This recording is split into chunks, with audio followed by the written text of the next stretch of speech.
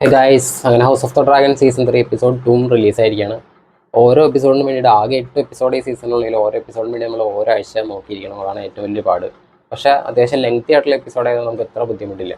ഇത് നമ്മുടെ knight of the 7 kingdoms ഒക്കെ വന്ന സമയത്ത് എന്ന് വെച്ച് കഴിഞ്ഞാൽ നമ്മൾ ഇത്ര ഒരാഴ്ചയ്ക്ക് നോക്കിയിരുന്നു തന്നെ എപ്പിസോഡ് എന്ന് വെച്ച് കഴിഞ്ഞാൽ കഷ്ടി അതിൻ്റെ ഒരു പ്ലേ ടൈം 20-30 മിനിറ്റ് തികച്ചിട്ടുണ്ടോ എന്ന് സംശയം കേട്ടോ. നമ്മൾ തുടങ്ങിയതും പിന്നെ അത് അവസാനിക്കുന്നതാണ് കാണുന്നത്. അപ്പോൾ അതൊക്കെ അത്രയും ബുദ്ധിമുട്ടില്ല, കാരണം അത്യാവശ്യം ലെങ്തി ആയിട്ടുള്ള എപ്പിസോഡാണ്, കുഴപ്പമില്ല. അപ്പോൾ ഞാൻ വിചാരിച്ചത് സീസൺ 3 അവസാനിച്ചിട്ട് മൊത്തത്തിൽ റിവ്യൂ ചെയ്യാമെന്നാണ്. പക്ഷേ ഓരോ എപ്പിസോഡ് വരുമ്പോൾ നല്ല കിടലൻ പെർഫോമൻസോ അല്ലെങ്കിൽ എന്തെങ്കിലും ഒരു ഇവൻറ്റ്സ് അത്രയും ഇമ്പോർട്ടൻ്റ് ആയിട്ട് നടക്കുന്നുണ്ട്. അപ്പോൾ അതുകൊണ്ട് ഇതോടെ ഒന്ന് റിവ്യൂ ചെയ്യാമെന്ന് വെച്ചു. അപ്പോൾ ഈ എപ്പിസോഡിലെ മെയിൻ സംഭവം വെച്ച് കഴിഞ്ഞാൽ ഒരു കിടലൻ പെർഫോമൻസ് ആണ്. അതായത് എമ്മ ഡാർസിയുടെ ഒരു റെൻഡ്രേ ടാർഗറ്റായിട്ടുള്ള ഒരു കിടലൻ പെർഫോമൻസ് ആണ് നമുക്ക് ഇതിനകത്ത് കാണാൻ പറ്റുന്നത്. അതായത് ഒരു ഹൗസ് ഓഫ് ദ ഡ്രാഗൺ വെച്ച് നോക്കുകയാണെങ്കിൽ ഇതിനകത്ത് ഷോ സ്റ്റീലർ എന്ന് പറഞ്ഞാൽ നമ്മുടെ ഡേമൻ ടാർഗിയറിയനാണ്. എന്ന് വെച്ച് കഴിഞ്ഞാൽ നമ്മൾ ഈ house of the dragon season 1 റിലീസായ സമയത്ത് നമ്മുടെ മാറ്റായിട്ടുള്ള ഒരു ഇൻ്റർവ്യൂവിനകത്ത് പുള്ളിയോട് ചോദിക്കുന്നുണ്ട്, ജോൺസ്നോ വേഴ്സസ് ഡേമൻ ടാർഗിയറിയൻ ആര് ജയിക്കുന്നുള്ള ചോദ്യമുണ്ട്. അപ്പോൾ പുള്ളി അന്ന് പറയുന്നതെന്ന് വെച്ച് കഴിഞ്ഞാൽ ഐ ഹാവ് ഗോട്ട് ഡ്രാഗൻ എന്ന് പറയുന്നത്. ഇപ്പോൾ എൻ്റെ കയ്യിൽ ഡ്രാഗൻ ഉണ്ട്, അതുകൊണ്ട് എന്തായാലും ഞാൻ തന്നെ ജയിക്കുന്നു. പക്ഷേ ഈ ഒരു എപ്പിസോഡ് കണ്ടവർക്ക് മനസ്സിലാവും പുള്ളി ഒരു ജസ്റ്റ് ആൻ ആവറേജ് സ്പോർട്സ്മാൻ അല്ല, he's one of the best എന്നുള്ള ആ ഇതോട് പ്രൂവ് ചെയ്യുന്ന ഒരു എപ്പിസോഡാണ് ഈ ഒരു എപ്പിസോഡ്.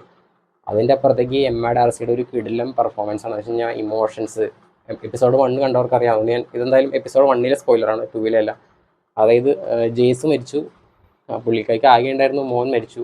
അപ്പോൾ ആ ഒരു ഇമോഷൻ എങ്ങനെ പുള്ളിക്കാരി കൺവേ ചെയ്യുന്നുള്ള ഈ എപ്പിസോഡിൽ പക്കയായിട്ട് കാണാം. എന്തൊരു കിടലൻ ആക്ട്രസ്സാണ് പുള്ളിക്കാരി എന്നുള്ളത് ഈ ഒരു എപ്പിസോഡിൽ പ്രൂവ് ചെയ്യുന്നുണ്ട്. അത്രയും കിടിലം പെർഫോമൻസ് ആണ്. അതെന്ന് വെച്ച് കഴിഞ്ഞാൽ ഒരു ക്യാരക്ടർ ബ്രോക്കൺ ആയി കഴിഞ്ഞാൽ അമ്മാതിരി ഒരു അടിപൊളി പെർഫോമൻസ് ആണ് പുള്ളിക്കാരുടെ ഭാഗത്ത് ഈ എപ്പിസോഡിലുള്ളത്. പിന്നെ ഈ ഇവൻറ്റ്സ് എല്ലാം ഓൾറെഡി അവർ ഒഫീഷ്യൽ അക്കൗണ്ടിൽ തന്നെ ചെറിയ ചെറിയ ഷോർട്ട് ക്ലിപ്സ് ആയിട്ട് റിലീസ് ചെയ്യുന്നുണ്ട്. അതുകൊണ്ട് ഞാൻ ഇതും കൂടി പറയുകയാണെന്ന് വെച്ച് കഴിഞ്ഞാൽ അത് ഈ സമയത്ത് എയിമുണ്ട് ഹാരൻ ഹാളിലോട്ട്. അവിടെ ഡെയ്മൻ ഉണ്ടാവും, ഡെയ്മനെ ഇപ്പോൾ ഫ്രൈ ആക്കി വിടാം, അത് കോൺകർ ചെയ്യാനായിട്ട് അവിടേക്ക് പോകുന്നു. പക്ഷേ ഡെയ്മനില്ല, ഡെയ്മനും റെനേറിയും കൂടി നമ്മുടെ കിങ്സ് ലാൻഡിലോട്ട് വന്ന് കിങ്സ് ലാൻഡിങ് കോൺകർ ചെയ്യുന്നതാണ്. കോൺകർ ചെയ്യുന്നില്ല, കാരണം ഒരു പീസ്ഫുൾ എഗ്രിമെൻ്റ് ആണ്. കാരണം ഓൾറെഡി ലീഷൻറ്റ് അവിടെയുള്ള എല്ലാ സോൾജേഴ്സിൻ്റെ അടുത്തും കമാൻഡേഴ്സിൻ്റെ അടുത്തും പറഞ്ഞിട്ടാണ് പോകുന്നത്. വെച്ച് കഴിഞ്ഞാൽ അറ്റാക്ക് ചെയ്യരുത്, ഡ്രാഗൺസിനെ അറ്റാക്ക് ചെയ്യരുത്.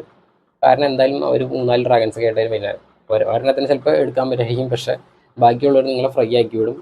പിന്നെ റെനേറി ആണെങ്കിൽ അത്യാവശ്യം പീസ്ഫുൾ ആയിട്ടുള്ളൊരു ക്യൂനാണ്, അതുകൊണ്ട് പ്രശ്നമൊന്നുമില്ല. അങ്ങനെ പറഞ്ഞ് അതെല്ലാം സെറ്റ് ചെയ്തിട്ടാണ് അവർ ഓൾറെഡി കിങ്സ് ലാൻഡിങ്ങിലോട്ട് വരുന്നത്. അതിൻ്റെ ഇടയിൽ എയ്മണ്ട് അവിടെ ഹാരൻ ഹാളിൽ പോയിട്ട് അവിടെ ഉള്ളവരെയൊക്കെ വൈകാറിനെ കൊണ്ടുപോയി കത്തിച്ച് പിന്നെ അവിടെ നടക്കുന്ന വേറെ സംഭവങ്ങൾ. കാരണം പുള്ളിക്കൊരു അത് നിങ്ങൾ കണ്ടോ, അത് ഞാൻ പറയുന്നില്ല. പിന്നെ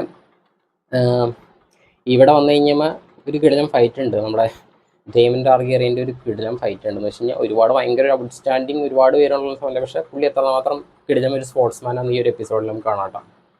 പിന്നെ പുള്ളിനെ എല്ലാവരും അവിടെയുള്ള പലരും പുള്ളിനെ ഓൾറെഡി അംഗീകരിച്ചതെന്നാണ്. അതായത് വിസേരിയസ് കിങ് ആയിട്ട് ചെയ്യുന്ന സമയത്ത് തന്നെ പുള്ളിക്കാരൻ അവരുടെയൊക്കെ ലീഡർ ആയിരുന്ന സമയത്ത് തന്നെ. അപ്പോൾ അതുകൊണ്ട് അവിടെ നടക്കുന്ന സംഭവങ്ങൾ അതൊക്കെയാണ് ഈ എപ്പിസോഡിൽ മെയിൻ പറഞ്ഞു പോകുന്ന സംഭവങ്ങൾ. നല്ല ഇൻട്രസ്റ്റിംഗ് ആയിട്ടുള്ള എപ്പിസോഡിൽ ഒരുപാട് ഇവൻറ്റ്സിൻ്റെ അപ്പുറത്തേക്ക് ഒരു പെർഫോമൻസ് ആണ് ഈ എപ്പിസോഡിനകത്ത് മെയിൻ. ഇനി വരുന്ന എപ്പിസോഡിൽ എനിക്ക് തോന്നുന്നു ഫുള്ളി ഫയർ ആൻഡ് ഡാഷ് ആയിരിക്കും പോകുന്നത്. കാരണം വെച്ച് കഴിഞ്ഞാൽ മറ്റേ എയ്മണ്ടിന് ഭ്രാന്തായിട്ട് എന്താ പുള്ളി ചെയ്യണമെന്ന് നമുക്ക് കാത്തിരുന്ന് കാണാം. പിന്നെ റെനേറിയനെ സംബന്ധിച്ച് ഷീസ് കംപ്ലീറ്റ്ലി ബ്രോക്കൺ. അതായത് വിസേരിയസിനെ പോലെ. അതായത് വിസേരിയസ് എന്ന് വെച്ച് കഴിഞ്ഞാൽ ഈ was such A good person, അതായത് നല്ല പേഴ്സൺ ആയതുകൊണ്ട് തന്നെ ഒരുപാട് ശക്തമായ തീരുമാനങ്ങൾ എടുക്കാൻ പറ്റില്ല. അപ്പോൾ അതുകൊണ്ട് തന്നെ ഇമോഷണലി ഭയങ്കര വീക്കായിരിക്കും ഇവർ. അപ്പോൾ അങ്ങനെ ഒരു സ്റ്റേജിലാണ് ഇപ്പോൾ. കാരണം ജെയ്സ് മരിച്ചു, അതുകൊണ്ട് തന്നെ പുള്ളിക്കാരി വളരെ ഇമോഷണലി വീക്കാണ്. ആ ഇമോഷൻസ് എല്ലാം പുള്ളിക്കാരുടെ കണ്ണിലും മുഖത്തായിട്ട് അങ്ങോട്ട് പെർഫോമൻസ് ഒരു അടിപൊളി പെർഫോമൻസ് ആണ് പുള്ളിക്കാരുടെ ഭാഗത്ത്.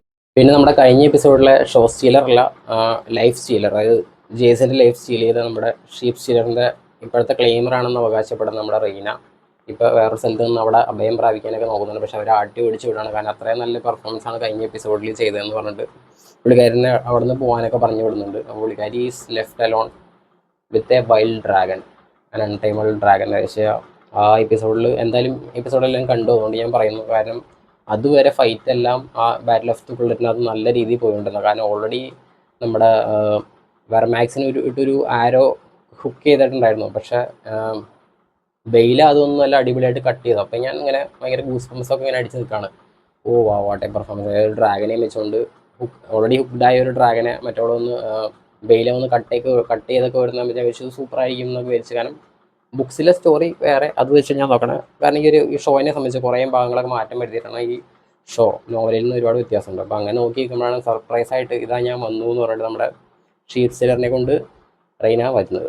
അവിടെ വന്നിട്ട് പിന്നെ ഒരാളെ ബലിയൊക്കെ കൊടുത്ത് സെറ്റപ്പാക്കി വിടുന്ന ഇതാണ് നമ്മൾ കണ്ടത്. ഈ ഒരു എപ്പിസോഡിൽ റെനേറിയനെ പ്രൊട്ടക്ട് ചെയ്തുകൊണ്ട് കിങ്സ് ലാൻഡിൽ നമ്മുടെ ഡെയ്മൻ പോകുന്നത് കണ്ടപ്പോൾ എനിക്ക് തോന്നി, എനിക്കൊരു ഓർമ്മ വന്നു വെച്ച് കഴിഞ്ഞാൽ അവിടെ വിസേരിയസിൻ്റെ ടൈമിനകത്ത് വിസേരിയസിൻ്റെ അടുത്ത് ഡെയ്മൻ പറയുന്നുണ്ട്, you didn't make me the hand of the king all these years, അങ്ങനെ പറഞ്ഞിട്ടൊരു സംഭവമുണ്ട്. അപ്പോൾ ഞാൻ ഓർക്കണം, അന്ന് വിസേരിയസ് ഡെയ്മനെ ഹാൻഡ് ഓഫ് ദ കിങ് ആക്കിയിട്ടുണ്ടായിരുന്നെങ്കിൽ ഈ പറഞ്ഞ ഇവൻസ് ഒന്നും സംഭവിക്കില്ല. ഞാൻ ആർക്കും പുള്ളിനെ, അതായത് സീരിയസിനെ തൊടാൻ പോയിട്ട് ഇവിടെ ഒരു സംഭവം നടക്കില്ലായിരുന്നു. അതാണ് ഈ ഒരു എപ്പിസോഡ് കണ്ടപ്പോൾ എനിക്ക് തോന്നുന്നത്. പക്ഷേ അതെല്ലാം കഥയ്ക്ക് അനിവാര്യമാണ്. കാരണം ഡെയ്മൻ കൂടിയിട്ടുണ്ടെങ്കിൽ ഈ പറഞ്ഞ സംഭവങ്ങളൊന്നും നടക്കില്ല. അതുകൊണ്ട് തന്നെ നോവലിൽ അങ്ങനെയല്ല. അതെന്ന് വെച്ച് കഴിഞ്ഞാൽ you cannot change a story once it is been told എന്ന് ഫ്രമ്മിൽ പറയണം. ഇങ്ങനെയാണ് ഇപ്പോൾ പോകുന്നത്. അപ്പോൾ ഇത് കണ്ടപ്പോൾ അതാണ് എനിക്ക് തോന്നിയത്.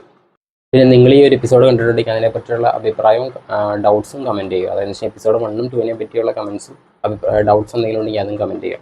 ബൈ.